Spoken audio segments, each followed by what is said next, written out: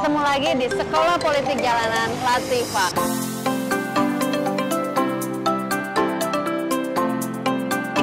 Dari jalanan, jawabnya di jalanan juga. Oke.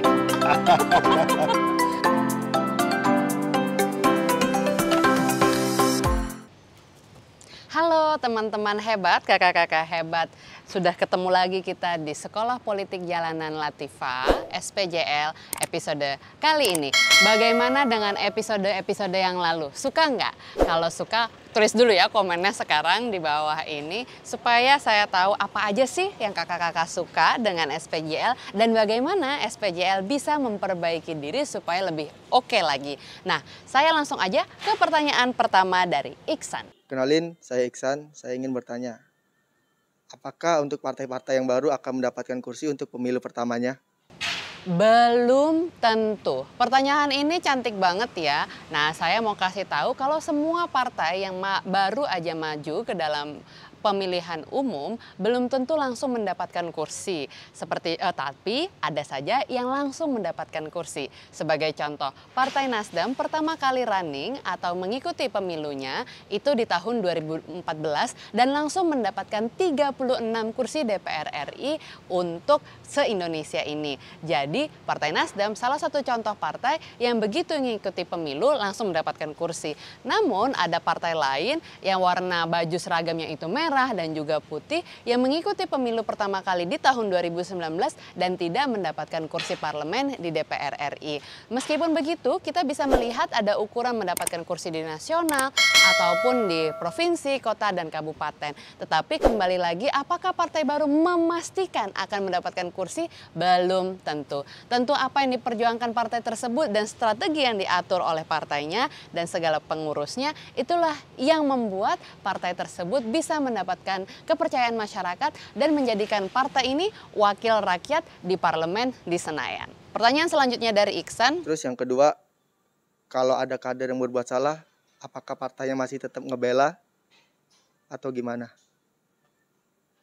Terima kasih. Kakak Iksan, pertanyaan ini cantik banget ya. Tapi kalau mempertanyakan apakah semua partai begitu, jawabannya kebijakan partai berbeda-beda.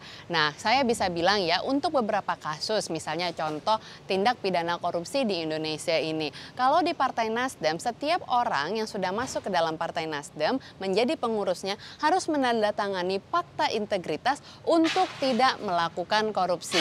Dan apabila dia melakukan korupsi, maka dia sudah tahu dia harus mengundurkan diri secara otomatis dari kepengurusan partai, dari Partai Nasdem agar tidak terjangkit ke teman-teman lainnya, kurang lebih seperti itu. Namun ada juga partai lain dengan warna seragam kuning atau lainnya misalnya, walaupun kadernya itu sudah terkena kasus tipikor, partai tersebut masih mengakomodir pengurusnya atau anggotanya tersebut untuk tetap bergerak bersama partainya. Bahkan bisa bersama-sama tuh sama ketua umumnya mejeng bareng di billboard. Nah, hal seperti ini pun menunjukkan adanya perbedaan kebijakan partai dalam menangani orang-orang yang mendapatkan kasus di kepolisian. Sehingga kembali lagi kasus apa yang kakak tanyakan dalam hal pertanyaan ini. Sehingga kita pun bisa lebih arif dan bijaksana dalam melihat partai-partai mengambil kebijakan terhadap orang-orang profil-profil politik yang sedang bergerak di partainya. Nah, gimana jawaban saya tadi atas pertanyaan kakak Iksan? Selanjutnya saya akan melanjutkan menjawab pertanyaan dari kakak Amar Kurniawan. Perkenalkan, nama saya Amar Kurniawan. Saya mau nanya gimana cara pemerintah menanggulangi penyediaan tenaga kerja di era pandemi saat ini.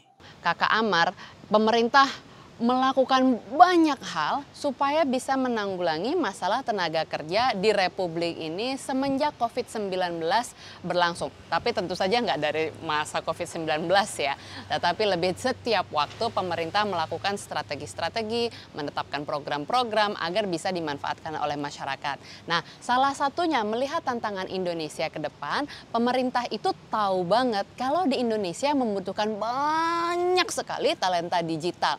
talenta yang digital yang dibutuhkan itu jumlahnya itu jutaan.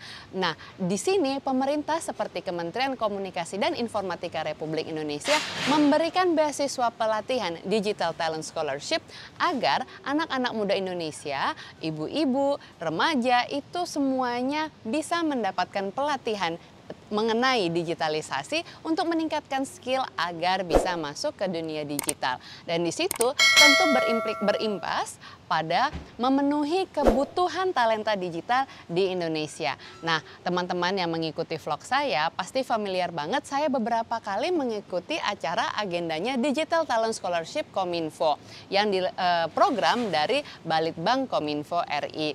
Nah, kalau kakak-kakak mau lihat lebih lanjut, jangan lupa cek video tentang DTS yang akan saya sertakan di akhir video ini untuk diklik linknya. Yang kedua, saat ini kan sedang ramai-ramainya mural terhadap kritikan pemerintah. Bagaimana sih tanggapan SPJL tentang hal tersebut?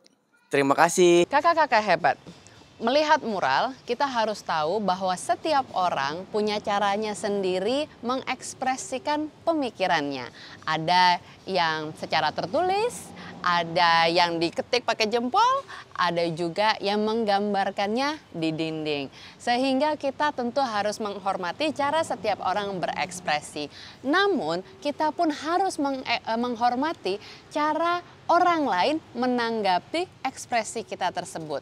Nah, dari situlah tentu saja kita perlu mengetahui bagaimana kita bisa mengekspresikan apa yang kita pikirkan tentang negara ini, tentang siapapun dengan lebih baik. Nah, apakah saya mendukung artis mural menggambar apapun yang indah-indah? Tentu bagus sekali ya. Bahkan saya pun adalah orang yang suka melukis dan menggambar. Jadi kalau saya dikasih medium untuk menggambar, saya akan sangat senang sekali.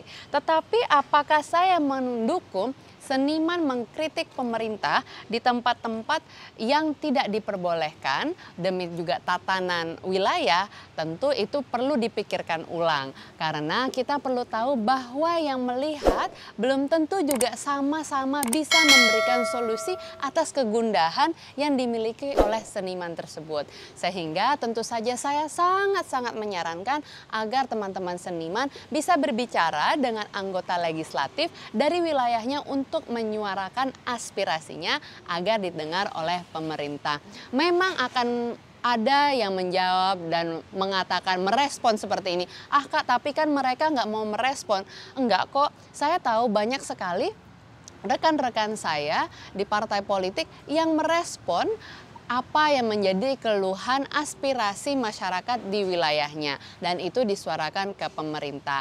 Kakak-kakak hebat, kita semua harus tahu bahwa menjadi hebat adalah dengan mengingat bahwa kita masing-masing bisa menjaga stabilitas wilayah, stabilitas negara dengan memberikan aspirasi kita di tempat yang tepat kepada orang yang benar. Nah, itu saja dulu untuk SPJL kali ini. Kirimkan semua pertanyaan kakak-kakak hebat dari manapun kakak berada dengan bentuk video seperti ini. Kakak bisa selfie dimanapun, memberikan videonya dan mengirimkan ke email spjl@latifa.com. Saya akan kasih tulisannya di bawah supaya nggak lupa, dan dari situlah saya akan menjawab pertanyaan kakak-kakak hebat dimanapun dan menjawabnya di jalanan. Semoga kakak-kakak tidak lupa untuk mengikuti episode berikutnya setiap hari Rabu jam 7 malam. Kalau suka jangan lupa di like dan subscribe. Kalau lebih senang lagi, saya tentu berharap video ini di-share kepada orang-orang yang kakak sayangi. Terima kasih, sampai jumpa di SPJL berikutnya.